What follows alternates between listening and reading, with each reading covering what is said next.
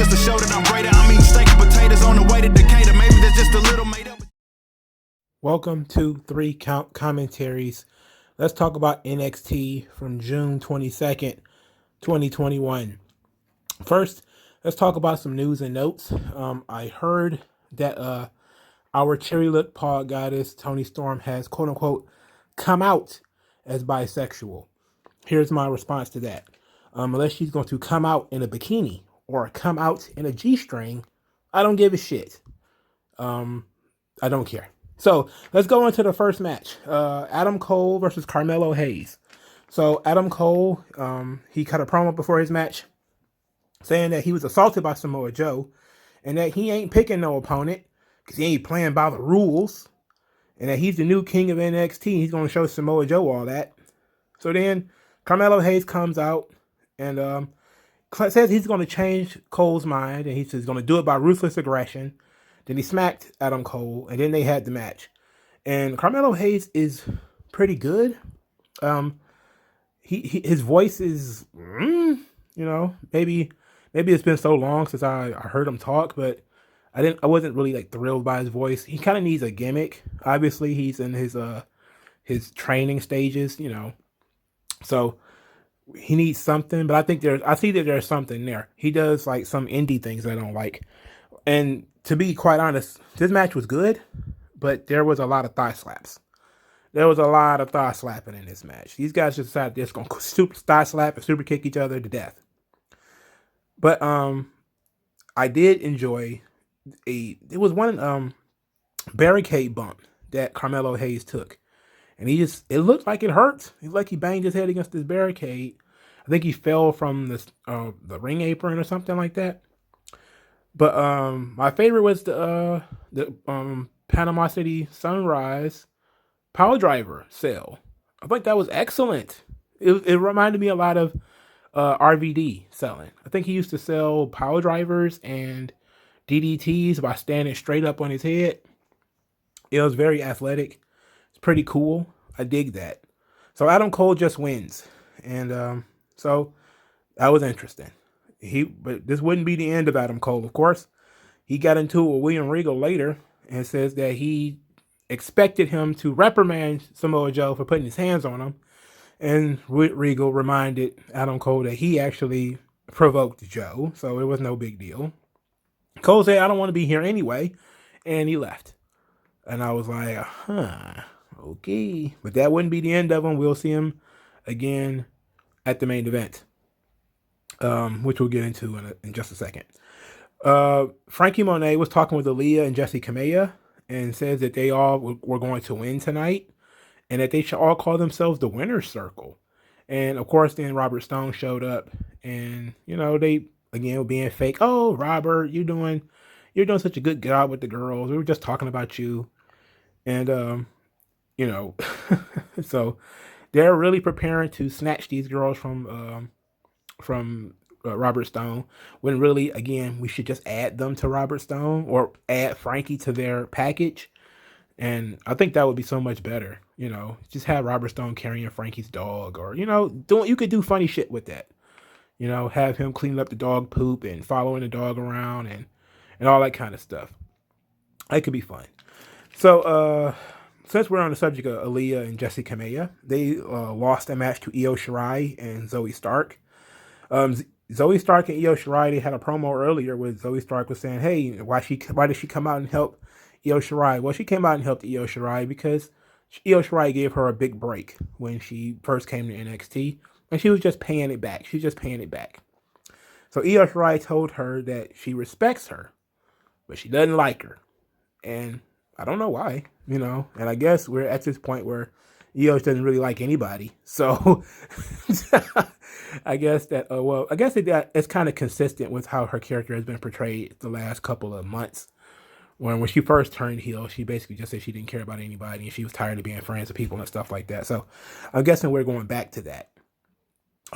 So Indy Hartwell and Candice LeRae came out there to watch, and Aaliyah and Jessie Kamea got some good time here. This is the first time, probably in a long time, that they've had a lengthy match. Usually Aaliyah or Jessie gets beat in 2 minutes. But here they actually got a chance to show off. I'm guessing it's in preparation for them actually doing something important later. But they showed that they're a pretty solid tag team as far as doing tag team moves, and that was actually pretty impressive. But of course, Zoe Stark and Io Shirai win with the moonsault. Afterwards, we got a big scrum with Dakota Kai and Raquel Gonzalez and Ember Moon and Shotzi Blackheart and Indy Hartwell and Candice LeRae. Everybody comes out there, and of course, they bickered about who's the number one contenders and all that kind of stuff. And they set up the triple threat match. Well, the big fight had to be broken up by Samoa Joe leading an army of security guys. You know, you got to have like boatloads of security for the women now. In any event, they set up the triple threat match next week. It's gonna be Ember Moon and Shotzi Blackheart versus Dakota Kai and Raquel Gonzalez versus Zoe Stark and Io Shirai. Ought to be an interesting match. I have no idea who could possibly win. I would think Zoe Stark and Io Shirai would win because Io is almost always feuding with Candice, and I don't see why that would be any different. Besides Ember and Shotzi, I think them pairing them off with Raquel and Dakota is the best move. So, you know, maybe they kind of offset each other, and Io Shirai and Zoe Stark win. I'm guessing that's how it's going to go. But I lost my place on my notes, so allow me to... I was talking about this. So, Frankie Monet. Frankie Monet had her second world premiere, or her encore performance of her world premiere. And she is wrestling Elektra Lopez. Let me tell you about Elektra Lopez and how just probably about those 5 seconds she was on the screen before the match started, got my spurs jingling and jangling. Roasted almonds, completely roasted, almost burnt. All right. Apparently, there is people who know these people by face. You know, I've gotten a habit of not remembering anybody's face if they show up once or whatever. But apparently this is the lady who played Bobby Lashley's wife in that crazy wedding segment with Lana and Rusev and all them. And she came out there and said she was Bobby's ex-wife. I think this is her. I was told this was her. You know, somebody told me on Twitter that this was her. Don't know if it's her or not. You know, it's been about 2 years now, hasn't it? So that means has she been there forever? And nobody just knew that or what? But I gotta tell you, it's not bad. Not bad at all. A little, you know, hey, it is what it is. And Frankie Monet, of course, wins.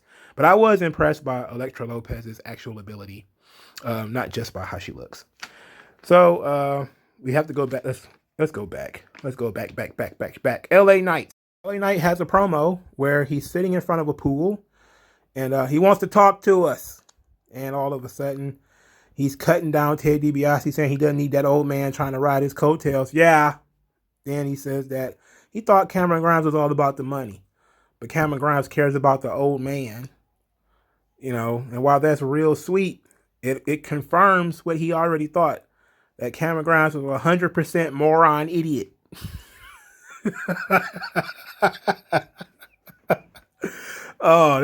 He's knocking it out of the park with this. LA Knight is killing this. This is excellent shit. Who would have ever thought? The guy from the Car Shield commercials. Who would have ever thought? Car Shield cars go farther. Not a paid ad, by the way. I love this. And then Cameron Grimes comes out later. He's Big Money Grimes still. He's giving away cash. He's just walking around handing people dollar bills. And then I believe this guy is Ari Sterling, the Alex Zane fellow, with the rainbow colored hair. He comes out and makes fun of Ted DiBiase. You know, everybody's asking him how Ted DiBiase is. He's like, oh, he's okay. You know, he'll be all right. And you know, Ari Sterling makes some joke about the old folks home or something like that. And he gets knocked out. He gets punched out. And I'm guessing they're going to wrestle next week. So this is going to be Ari Sterling's debut. He's going to wrestle Cameron Grimes. Ought to be pretty cool. I'm glad they're finally integrating the 205 Live guys. They didn't forget about them. Now, there's some long-time 205 Live guys who probably be sitting back like, what about me? What about Nice? What about Daivari? What about me? Guess you don't get no love, dog. Anyway, Johnny Gargano says that NXT is under new management, so it needs a new face of the brand. Then he starts talking about how when he was on top, NXT was at its best and that he outshined Cross and that he can outshine him any day of the week. This led Pete Dunne to come out and says that he's not the number one contender over him. They get to a staring match, and at the end of it, Dunne ended up bending and I'm guessing they breaking, quote unquote, Austin Theory's fingers. Johnny Gargano instantly goes to Regal's office because that's what he does. He's a snitch. And all of a sudden, they find themselves in a tag team match. Johnny Gargano and Austin Theory versus Pete Dunne and Oney Lorcan. So Dunne and Lorcan take the L after Johnny Gargano hits the one final beat on Oney Lorcan. And this match, I'm guessing, was a face turn for Johnny Gargano. Not only was the crowd fully behind the way in this situation, but Karrion Kross then attacked Johnny Gargano from behind after he trash talked him early, which is consistent with Karrion Kross's character. If you mention him, he's coming out there. So this is weird. This is weird because 3/4 of the way are basically baby faces. Indy Hartwell is pretty much a baby face as she works to, with this whole thing that she's been doing with Dexter Lumis. And now it seems like Austin Theory and Johnny Gargano are about to turn. That just leaves poor old Candice still feuding with Io Shirai. What's happening here? Did we not think this through? We certainly, for starters, teasing a heel program is already dumb. I railed against this already. What was it, Raw? Charlotte and Rhea Ripley, where they had these undefined babyface and heel situation where they were both heels. And I was just kind of like, this sucks. Can't do heel programs. It's stupid. They did it here in NXT and it ended up turning Johnny Gargano babyface. Well, he got the babyface reaction. Let's put it like that. And since Cross attacked him from behind, that's not really a babyface thing to do. And he's still the big bad heel. And he's still trying to intimidate Samoa Joe later. So you got that situation going on. I don't know. I don't think Johnny Gargano's been a heel long enough. I don't like the idea of Gargano versus Cross. And the reason why I don't like it is because I remain that we have to, at some point, get away from Gargano and all of these guys. They have to get out of the way. It's at the point where if it was Austin Theory that was going to be the guy who was going to be challenging Cross, well, I can remember Austin Theory getting steamrolled by Cross in recent memory. So that means it was probably this year. So I probably wouldn't be down for that. And I know that, the good match fairy wants to come down and touch Gargano and Cross, and it'd be a good match. And it's like, I'm tired of Johnny Gargano. And he's a comedic heel. He's a comedy character now, pretty much. And everything Gargano does looks choreographed. Like he spent hours and hours and hours working on it. It doesn't look like a wrestling match. It's like a dance routine. And that's why I'm despite the fact that everybody claims everything he does is a 5-star classic, I very rarely go back and revisit anything Johnny Gargano does. It doesn't feel like a legitimate struggle. It seems like he's waiting for what they do, then they wait for what he does, and they do-si-do and go back and forth. I hate it. And I don't want Cross in that situation. Cross needs to be in a situation that looks and feels like a fight, But you also keep feeding him these smaller guys. And I know that that's, again, a visit from the good match fairy. But we need somebody to actually facilitate some threat, some danger for Cross here. I know Joe does that, but Joe can't wrestle. And then you create a crazy situation with Joe and Cross where neither one of them can really take the loss. But we're in this situation now, and I'm guessing we just got to work with Gargano being kind of the babyface in this situation against Karrion Kross. And I'm guessing that's just how it's going to have to be. It's unfortunate. I was hoping this guy would get the fuck on, but, no, not at all. There's the charging battery thing. I have no idea what this means. I have no idea what the charging battery is. It hasn't even been mentioned. It wasn't mentioned at all, so I have no idea what that means. If I had to guess, I would think it's somebody who is probably re-debuting because it was on 0 and now it's ticking upwards.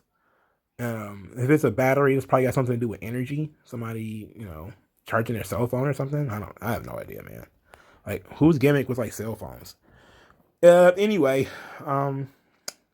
Bronson Reed. So Bronson Reed talks about Santos Escobar and how he's going to crush him.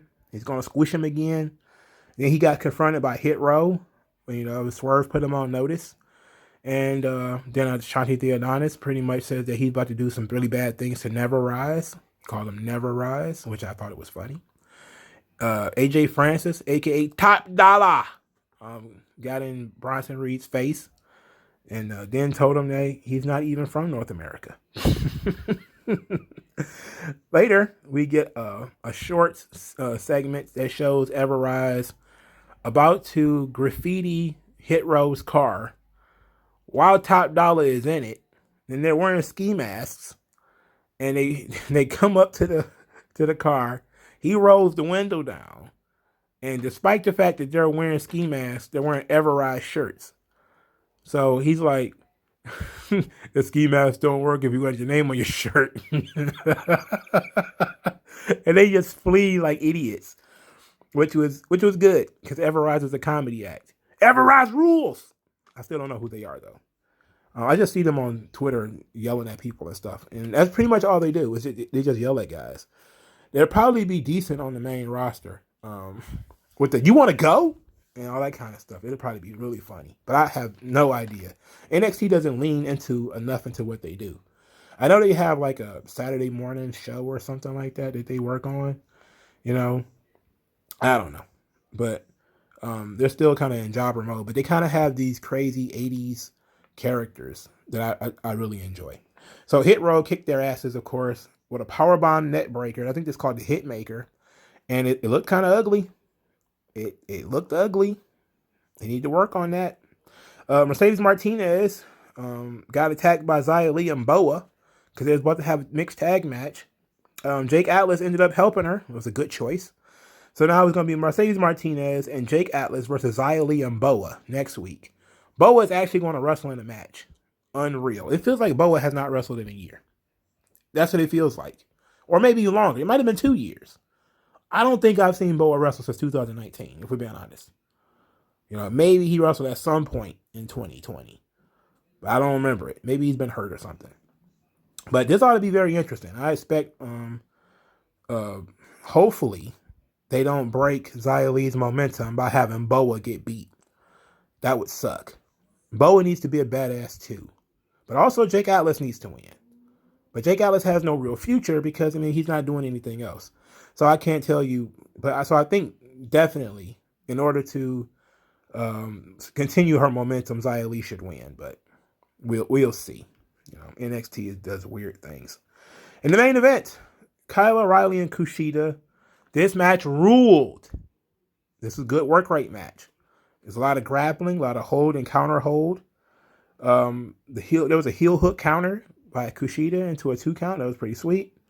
He did a arm breaker onto Kyle O'Reilly onto the ring post. I thought that was pretty dope. Kushida is very vicious. Like, he's not as aggressive as he used to be. Like around mid part of last year when he was wrestling in jeans, and he was trying to murder Velveteen Dream.